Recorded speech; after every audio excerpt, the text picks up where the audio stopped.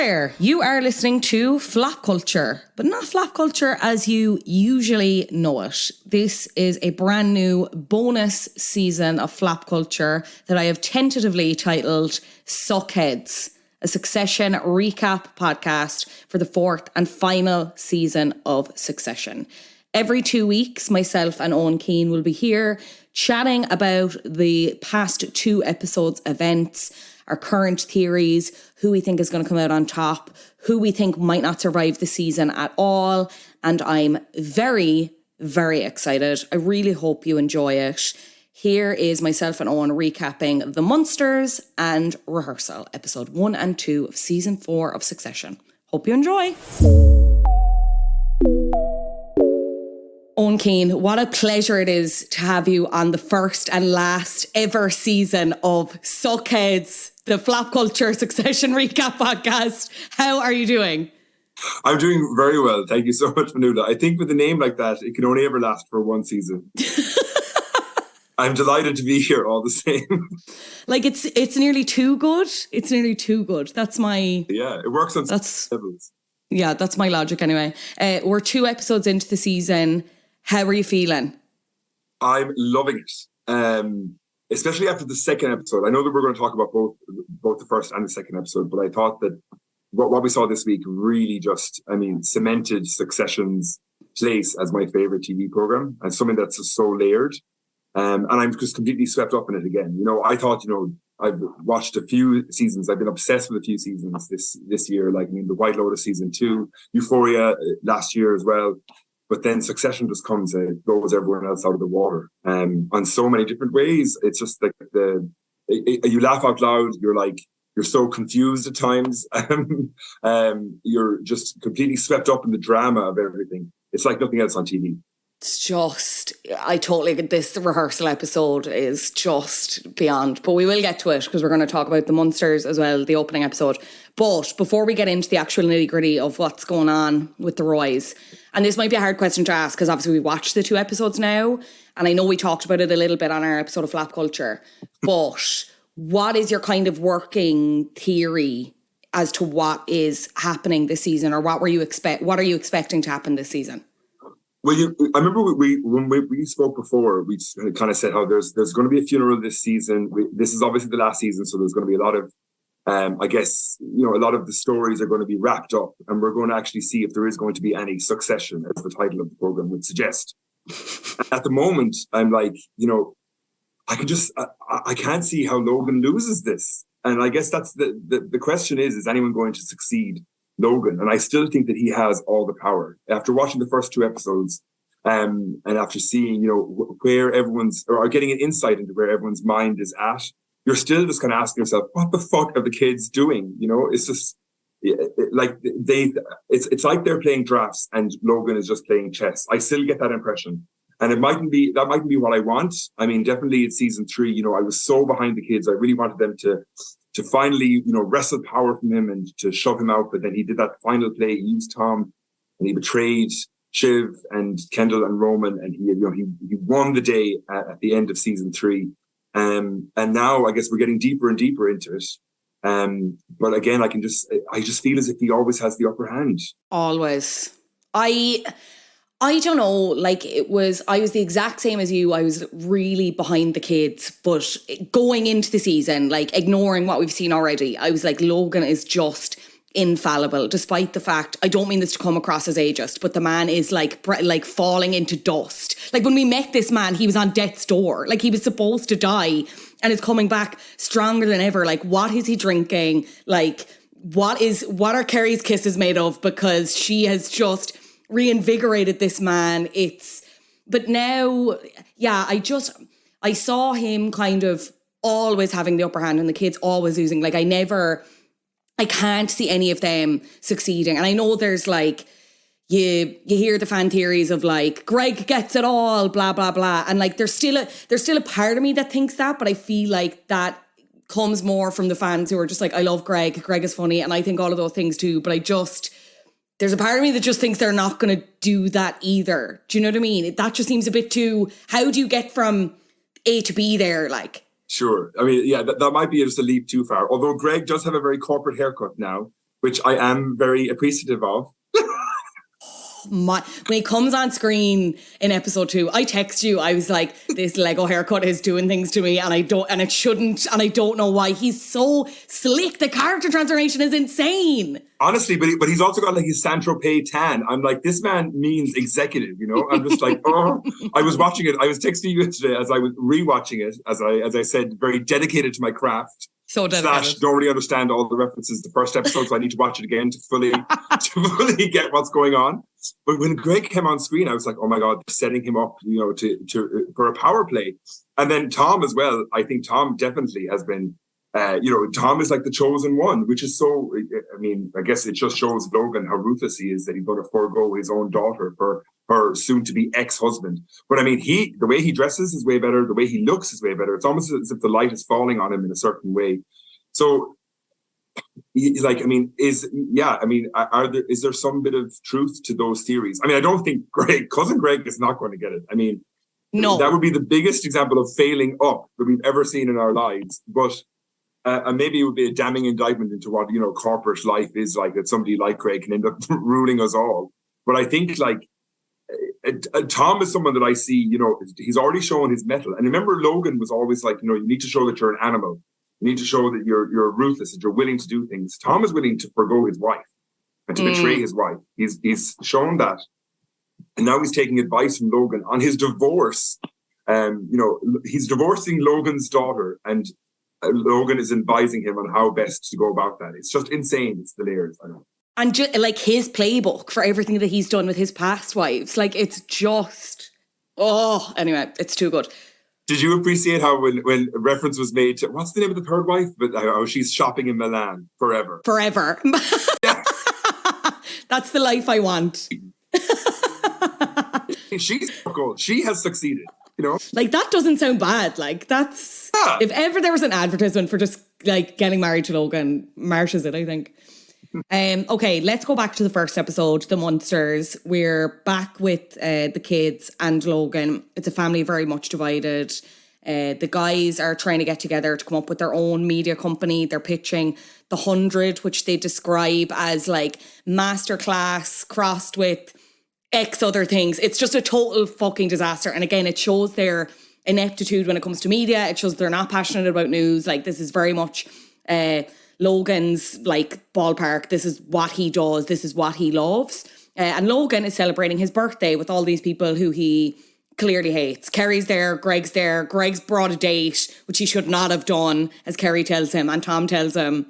Yes, and the date has brought a ludicrously capacious bag, which I think is the funniest way to describe anything ever.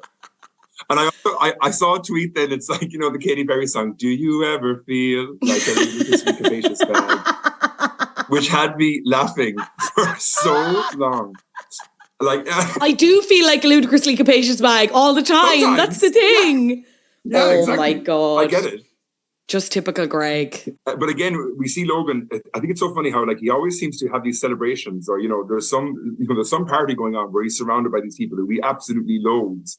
And then eventually he breaks them. He breaks off, and he goes upstairs with, you know, the select few to discuss whatever gameplay or whatever deal is to be discussed. And I thought it was interesting to see who was in the inner sanctum. Like, he's really relying on Tom quite a lot. He's really relying on Kerry quite a lot. Whatever she has done, either in the boardroom or in the bedroom, it's obviously had a very big impact on Logan. And then the other ones, like Carl, Frank, Jerry, they don't seem to be as prominent. These were kind of his henchmen, the people who he could rely on in all the business deals before. But now it seems as if, you know, they're kind of taking a bit of a back seat. But again, and as you say, then when we get the three siblings who are kind of like the three musketeers, completely clueless when it comes to media. They wanted to, I loved how they described, what was it, Masterclass versus The Economist versus The New Yorker versus something else. It just sounds like the worst. Like, Substack was the other one. Substack. Yeah, it's just like. But then I was reading. I don't know if you follow TV Scholar on Instagram. They're a really good writer about, like, it covers all kinds of TV, not just like prestige TV or whatever. But they're obviously watching Succession as well.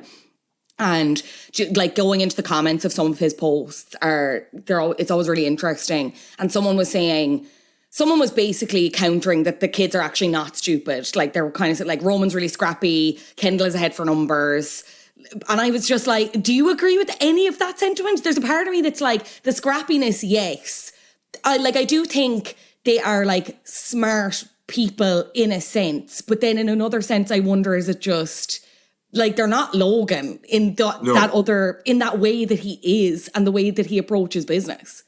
I agree. I think that Roman definitely is very scrappy, but what happens with the kids is that they allow their emotions to take over. So you see the three kids, they have, I mean, they're about to set up something that is new, that could really succeed. But then they see that there's an opportunity that Logan wants to buy the liberal media outlet, PGM or whatever it's called. Pierce, yeah. And that this allows them an opportunity to fuck over Logan. And then they forget everything. They completely they disregard all their plans, and they're going to funnel all their money into buying Pierce to piss off their father. And I think that's something when it comes as regards business acumen, whereas they could have gone down this traditional, this route that was completely new to them, that they could have, broken off on their own and done something. They've just decided, no, we're just going to spend all our money and put everything on this one horse. And the reason that they're doing it is because they want to piss off their dad, because they want revenge for what he did to them at the end of season 3. So I think I agree with you. Like, Roman is definitely scrappy, and you notice that he's the one who's kind of like, I don't know, he's a bit unsure about it. But Kendall and Shiv are now just completely driven by revenge. And I think that's going to be their downfall. But do you think Roman's unsure, or was initially unsure because he saw through the business, or was it more that he's like desperate to reconnect with Logan and get back on that side? I don't know. I guess that's something we have to. Yeah, you're right. Does he kind of have a bit of sympathy towards his father? Does he still? And we'll talk about it when we talk about season or episode 2. That he's the one who's still in contact with his father. Does Logan have some sort of control over him, and that the other two, because they've been betrayed to such a level that the cord has been cut? I don't know, or is it just that he realizes perhaps that from a business sense that it makes more sense to go back to his father, to go to the trusted businessman, because the other two are flailing and don't have a clue. You'd wonder then, is it setting up this season to be like, this is like where Roman is going to be massively fucked over? Because obviously we've seen the Shiv and Tom betrayal last season. Like, Kendall was obviously the big focus of season 1 into season 2, I suppose, being the eldest boy, R.I.P. Connor, even though he is still there, but him thinking he was going to be the successor. Poor Connor. Poor Connor. We'll talk about it. But I'm like, that makes me scared for Roman, because you see him at the end of season 3 where he's like, and Logan's like, what have you got in your hand? And he's like, I don't know, fucking love. And it's just this, you can see Kendall and Shiv are kind of dead behind the eyes now, where they're just like, Logan has crossed us too far. There's no going back for us on a personal level, on a whatever, we're over that, let's just fuck over dad. Whereas Roman, I think, is still has the candle burning for him a little bit. And that stresses me out because I love him so much. Oh, the Roman candle still burns. I just feel as if, when I watch Roman and Logan together and their interactions, it's like watching a mouse and a cat. And, the cat is kind of playing with him because it has such power over him, but eventually the cat will get bored and will destroy him. So that's the way I feel, as if Roman is just kind of going into this lion's den with his own father, and his father will ultimately be the one who betrays him. That's just how I feel at the moment. But then maybe I'm wrong. Maybe Logan does see Roman as his true successor. And maybe that's why he's kind of, he seems to have favored him and has seemed to pick him for other things. I don't know. But then, so in the end, what did you think at the end of episode 1, where the 3 kids have decided to put all their funds together and buy Pierce for 10 billion? And then at the end, Logan is like, well done, on saying the highest number, you fucking idiots, or whatever. Do you think Logan was genuinely pissed off that the kids have usurped him? Or was it all a play, and has he dared them and ultimately succeeded in getting them to spend all their money, 10 billion, on something that is worth far less? Oh, I thought he was annoyed. In my opinion, but I just think it was like he obviously never, or try not to show that. So that's why he was. And I do think they have paid too much. And I think even the kids know that. And that carries into episode 2, where it's like, we need more money. The moving and shaking could get us more money for Pierce, that we can revolutionise it, whatever else. What do you think? Listen, Naomi Pierce needs to have that money for her new hairstyle. Those salons, that salon is very expensive. She deserves that money. She looks good. She looks good. She is in her ludicrously capacious bag. I'm telling you. They need the money for the haircuts and the Excedrin for your one's migraines. Fucking hell. Exactly. Like, I love how Nan Pierce is just like, so this is the woman who owns Pierce and who has sold it for 10 billion. She's the kind of matriarch, the Logan of the family. And I remember, like, one of the last images I have of her was, do you remember she was running after the car and she had been, fucked over. She was another one of the victims of Logan. She has won. Look at her. She's in a vineyard. She's swanning around. She's wearing a very nice flowy top. Like, he doesn't look like a billionaire at all. And then her granddaughter, who I think was an addict, now seems to be, as I say, doing very well, getting a new haircut. They're laughing. They're in the Napa Valley. The gals always win. I want a spin-off where it's just like Nan and Marsha and they somehow get together. And it's like, the gals stay winning. It's like the opposite of two broke girls. It's like two rich girls. What did you think of the stuff with Shiv and Tom at the end of episode 1? Did you think they were going to react like that? Like, I was really surprised at how there's a part of me that just thinks like Shiv kind of never bought into Tom, but I don't know if we've just seen her like cracking over the course of the show and kind of gradually revealing herself more. But that scene where they're just lying on the bed together and no one leaves and there's like no argument to be had, but like it's dead as a dodo. Like, it killed me in a way I wasn't expecting. You see, I've kind of accepted the fact that their relationship is completely over. So I don't have this, some people are like you, and some of my friends I've spoken to are like, oh my God, I'm so upset at Shiv and Tom. It's finally over. And I was like, this has been over for months. Maybe that shows that I'm maybe dead inside. I just have no time for it. But I mean, I get it. Like, I think they're such good actors. Shiv and Tom are just so good on this show. And a part of me, because Shiv is like my favorite of all the children. So obviously, when I see her upset and see her betrayed, I get that. That's difficult for me. Look, as if I'm talking about these people, as if I know them. Your close friend, Sarah Snook, you find that hard to watch. Person's going to be listening to this and be like, oh God, we're going to do this section this week. He's crying over fictional characters again. We better put some time in the diary. Exactly. Oh, God. But no, I mean, see, I just think what Tom did to her at the end of last season was so unforgivable that there's no way back. There's no recourse. But you don't think there's like any kind of admiration from her for the fact that he did it? So you don't, like, I think there's a little bit of that, but I don't think that means there's a chance of reconciliation. Like, I think they're done, but I think she is like genuinely can't believe he had the balls to do what he did. Oh, maybe she's impressed in some kind of macabre way about how we treated her, but I don't think she ever loved him. Oh, again, this really? is like, I need a glass of Pinot Grigio. It's like, I don't think she ever loved him. This is getting very Sex in the City, isn't it? Yeah, exactly. They never loved each other. Oh my God. Anyway, we'll see how that goes because we go into episode 2. The kids so are much better, I thought. Yes, way better. And I there was one review that I read of this season that said that this season is kind of a slower burn or takes like a little bit longer to kick off. Now, I will say we're only 2 episodes in and I obviously thought episode 1 was a great opener, but this is if you're trying to convince anyone to watch Succession, like this is the example. Like the writing is beyond so sharp, so funny, great one-liners, great performances. The scene with Logan where he's on the floor in ATN giving the speech, unbelievable. Even the scene before that where like Greg and Tom are like panicking because he's on the floor and Greg has all the one-liners about it's like Jaws, but if everyone worked for Jaws. Incredible. Yes. Incredible. The karaoke scene. I think Alan Ruck, who plays Connor, delivers like his best performance bar none. And I thought it was great to see that character, because we've joked about him being sidelined and he has been consistently sidelined throughout the series, to actually see that and hear the impact of what it's been like to live under the shadow of the Roys. Like, I said this on Instagram, perfect television, lasered onto my eyes. This is the only, like, one of the few TV shows where it's like I'm not on my phone when I watch it, because it's just like it's captivating. Well, I was laughing because myself and my housemate Tommy watched this episode on Monday evening, and we were both found ourselves on our phones, and then we had to like throw the phones across the room because we were like, no, we need to focus on this.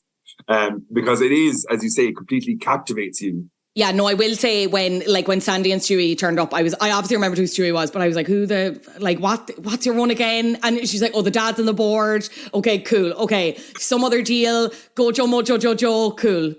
Absolutely. We had to pause it, and I was like, Tommy, why are the kids mad at Logan? I'd gone completely back to the base. I was just like, wait, I'm so confused. What's the original sin? No, but whenever a stakeholder meeting comes up, or whatever they call it, those what are they called? The shareholder meetings. Yeah. I'm like, oh my God. It's like I read again another tweet that said like these meetings are to Succession what regionals were to Glee. They are that is so good. Everything else just like I'm like, oh my God, I'm so fucking excited. Like what's going to happen at this point? Like that's where we saw, Kendall try and take over the company. That's where we saw, there's always been so many the dealings and the little alliances that break out. And then, as you say, there's always Stewie always comes back. Stewie always looks amazing. I mean, he wore a turtleneck in season 2. I'm still thinking about it. Chef's kiss, just very underrated. Doesn't get enough shine, in my opinion. Just absolutely perfect. But then Sandy was there, so I also got confused. I was like, who the hell is Sandy? And then I realized she's the daughter of a man who's also called Sandy, but who is kind of incapacitated, so she kind of acts as his voice. And so again, when this shareholder meeting is coming up, what transpires is that they think that they can get more money from selling the company to the Swedish guy, Matsson. Yeah. And they want to push for more money. And this is all going to erupt in the meeting. And then basically the siblings, because they still have a certain amount of power, they figure out that if they band together with Sandy and Stewie and they try to rebel, that they can stall this deal and then get more money for it. As you said, they're probably panicking because they think they need more money. So I'm completely enthralled. I'm just like, oh my God, is this going to happen? I was thinking into the last 10 minutes that there were actually going to be a meeting at the end of the episode. I'm kind of disappointed that there wasn't, but it gives me something to look forward to, in the next few episodes. But again, it's this palace intrigue, and it's the breaking off, and it's the plotting against the king who is Logan. That's something that just, as you say, just completely captivates you. It draws me in, and I'm in. I'm Clan and Sinker in. Yeah, because you see, like that first episode. Connor calls them the Rebel Alliance in the second episode when they turn up at the rehearsal dinner. Like, they're so united in a way that we've never seen. You can kind of see Roman side-eyeing things, but otherwise they're like all in, and they go all in on Pierce, even though Roman does have reservations. And then you're going into the second episode, they're like reviewing the content that Pierce does. And this is again where I think they kind of show their ineptitude when it comes to media and stuff, because like they think it's bad, but at the same time they don't know how it should change. Like Kendall's like hyper local, hyper global is on about covering all of Africa, which what does that mean, white man? Tell me that. And he's trying to pitch it to the assistants and whatever else. And it's just, you can see then again, Shiv gets wind about the divorce and that Tom's tied up all the divorce lawyers in New York, so she's like fucked essentially. She won't get a good lawyer. Logan's helped him with that, so they're in like a tricky position there. She is also getting wind of this deal. She's onto Sandy, and she's the one who's kind of pushing it initially. Kendall's not interested. Kendall's like, let's go for Pierce, whatever. Roman is definitely not interested. He's like, we've done this now, we have something here, let's start something new. Why are we getting involved in all this, whatever? And then obviously Kendall gets a call from Matsson, but he's also in touch with Stewie as well. Yes. It's so, again, I realize now when you were just going through it there, which was excellently done there for the fair play, but it actually is so confusing. There's so many moving parts. But yes, so basically, Logan wants to sell the company to the Swedish guy. Alexander Skarsgård, for anyone who is confused like us and has come to us for the correct information. Will it be right? I'm not sure, but it's Alexander Skarsgård's character. Yeah, Alexander Skarsgård, yes, exactly. Yeah. And now the siblings want to stall this deal to get more money, to get more juice out of the Swede, as they keep on saying, which I think is it's a great image. Is it a Swede? Is it a person, or a Swede? Is it a vegetable? There's, as you say, so many moving parts, but there's so many opportunities for, I guess, deception and betrayal. And I suppose that's Succession's bread and butter. And then we also see Logan deciding that he's going to go into the news company that he currently has. He's going to get more involved. And as you say, that great scene where he's going around the newsroom like the shark in Jaws, and is basically terrifying everyone, and then gets up on like a load of reams of paper to give a speech. This wild and insane speech where he's like, we're going to eat the competition, and they're going to be completely shocked at what this news channel does compared to the other news channels, and they're all going to be quaking in their limos. I was like, this is so ridiculous. But then I saw on Twitter, I don't know, I presume it's true, but there's actually a picture of Rupert Murdoch, who is apparently the inspiration for Logan, doing exactly that, standing on a load of like boxes of paper, giving a speech to his employees. So sometimes, sometimes truth is stranger than fiction. But so again, it shows, I think there's a few things at play here. As you say there, the siblings are getting more and more hell-bent on getting revenge. Roman's getting cold feet. Then when it comes to the actual business, there's a few cracks starting to appear among, let's say, the board members of Logan's company. There are some who want to push for more money, some who want to just get it done and get the sale through to Mattson, and then to live happily ever after with their huge dividends that they're going to earn from this. Look at me using the word dividends. I mean, okay, business correspondent. Okay, I swear to God, yeah. There's a reason I put on this blazer before recording this podcast. And then there's Logan, who is kind of looking forward to taking maybe a step back from this sprawling business and focusing on his one true love, which is the news channel. And that's where you see him, as I say, going into the newsroom and planning on making a few changes. Apparently Sid, who is the head of news, is going to be on their way out. And maybe Kerry, his beloved assistant, and I say that in inverted commas because I think she might be assisting him in more than just business matters, might be getting on TV. Fionnuala, I laughed so much when you said that Kerry's audition tape was you on the 6 o'clock show on Virgin Media. I nearly died. That was me the first time when I was doing it with Ray, and I didn't move. So Kerry was very armsy in her delivery, or didn't know where to her arms. I stood like I was bolted to the chair when I did it the first time with Ray. I was like, hello, and if you want to get in touch with us, you can text here, and we love to read your emails. It was horrible, but like incredible watching it. And I suppose it was interesting to learn her true ambitions, because I feel like everyone at the end of season 3, well, not everyone, I don't want to speak for everyone, but I was like, oh, she's pregnant. Like that's the whole, like she's trying to get with Logan, obviously, have the child. That's the new successor, because whatever. But then when you actually stand back and think about it, Logan's insane in many ways. He's not that insane. Like he has a business head. That wouldn't make any sense. But then it's also like, that wasn't Kerry's ambition. Kerry just wants to be on TV, which, like, relatable girl, same. Yeah. Yeah, she's right. Yeah, give us more tips on how to do that, Kerry. Yeah, I kind of felt it. I did, like, on a personal level, I felt really sorry for him. Like, it is hard to read off a teleprompter. Like, you don't know what it's like. I was like saying to everyone. It's the smiling. What did you think of Tom sending Greg to break the bad news that she wasn't going to be on TV, and Greg's delivery, and also Logan being like, I'm not involved, no nepotism here, I'm not involved? Is that even nepotism? It's not really nepotism if you're getting with someone, is it? I don't know. Yeah, shaggetism. Shaggetism. I just think again, so I guess Greg, Tom saw Greg's new haircut and was like, this man needs to be hiring and firing people.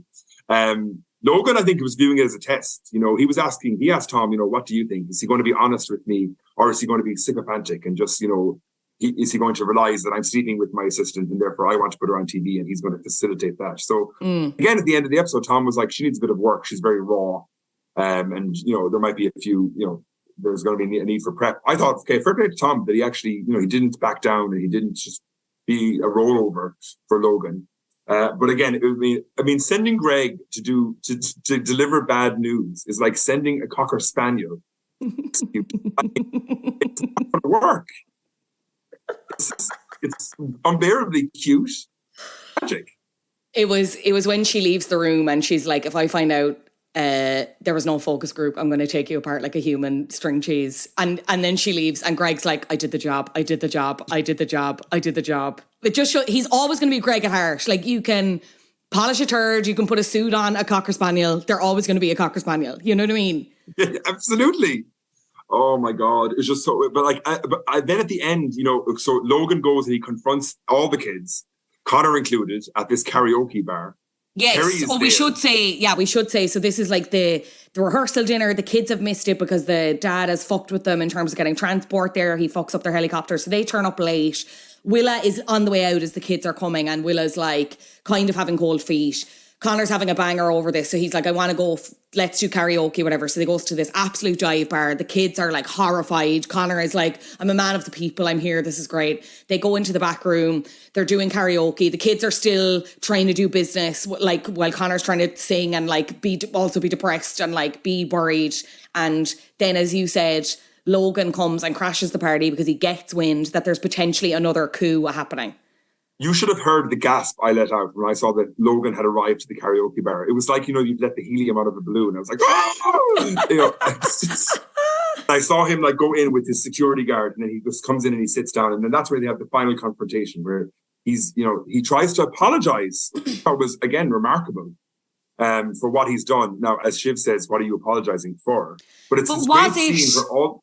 Was it sincere? Was it sincere is the thing, because do you not think this is what I love about it. It's so hard to tell because she, as you said, she's like, be specific. So was Kendall. Connor is still in like touch with him, and Connor's the one who's facilitated this. He let them know that they were there. Connor wants them all to kind of come together, and Connor's like, he wants to apologise, let him apologise. Roman is kind of half entertaining it. Like, it just goes to show again, like they're in some ways I'm like, they're all out for themselves, because why else would Logan turn up? But at the same time, I was kind of believing it. Were you not? I think maybe there's a certain part of Logan that is like, okay, I need to get my kids back. Maybe there's a certain part that maybe he does feel remorse about the way he treated them, but ultimately he's a business guy at heart. So I think that's why we see, I think he was doing this. It was kind of like a business transaction. He's going back to get his kids back so he can secure the deal with Matsson, with the Swedish guy, so he can make sure that they don't give up any, that they don't cause him any ruckus at the board meeting the following day. And that, that he can get this huge deal through at the end of his business career. And then he can, sit on his laurels, or whatever that's really. So I think that's really what he was at. And I guess, making up with his children was just a sideshow, and that, maybe he was happy about that, but I ultimately think his drive, his constant drive is business, is getting the best. Because if he really cared about his kids, he wouldn't have scheduled the board meeting for the following day, missing Connor's wedding and taking Roman out of it. And again, trying to break up the alliance that's between the three, the siblings, between Kendall, Shiv and Roman. Now he's managed to find the crack. He's asked Roman to come on board. And we saw Roman slink back into the room and make the deal with the devil, who is his own father. And it seems that he's going to be back on board. Yeah, what do we think is going to happen there? Like, is Roman fully... Like, do you think Logan's being legitimate when he's like, I need you? Because that's all Roman wants to hear. You can see it in his eyes. Yes, Kieran Culkin, incredible performance here. The twitch of the smile just killed me. He knows exactly. I think we said this at the start of our conversation. Roman is... I feel as if Roman's going to be betrayed in this series. And I think it starts now. As you say, Logan knows exactly how to play Roman. He knows that all he wants is love. He throws him a little bit of it, and then he manages to entice him back into the trap. But there's also a very, I think there's a business reason for this. All the time, whenever the negotiations were going on between Matsson, the Swedish guy, and ATN and Logan, Roman was always the go-between. He was the guy that Matsson was able to relate to, that was able to communicate best with. That's why he's been brought back, I think. We will have to wait and see. I'm so excited. It's so good, Fionnuala. It's so good. It's so good. So good. I'm so sad it's going to be over now. It's really solidifying for me that this is the last season. But I just don't know how it's going to end. And that's the beauty of it. It's fair play to Succession. Well done, them. Well done, them. We must talk about your Dangerous Liaison theory the next episode, because we didn't even get a chance to come at that, but I thought it was really interesting. So let's regroup in 2 weeks. But in the meantime, Eoin, a pleasure to have you on the inaugural episode of Succheads. I hate that title. What have I done? That is it from Succheads this week. We will see you in 2 weeks for our next episode and new episodes of Flop Culture. As normal, regularly scheduled programming is going ahead every Thursday, so stay tuned for that. This has been edited by Adam Shanahan, an absolute pleasure, and a big thank you to Eoin Keane again for joining me for this bonus season. The Roys might not be serious people, but they certainly are. Goodbye.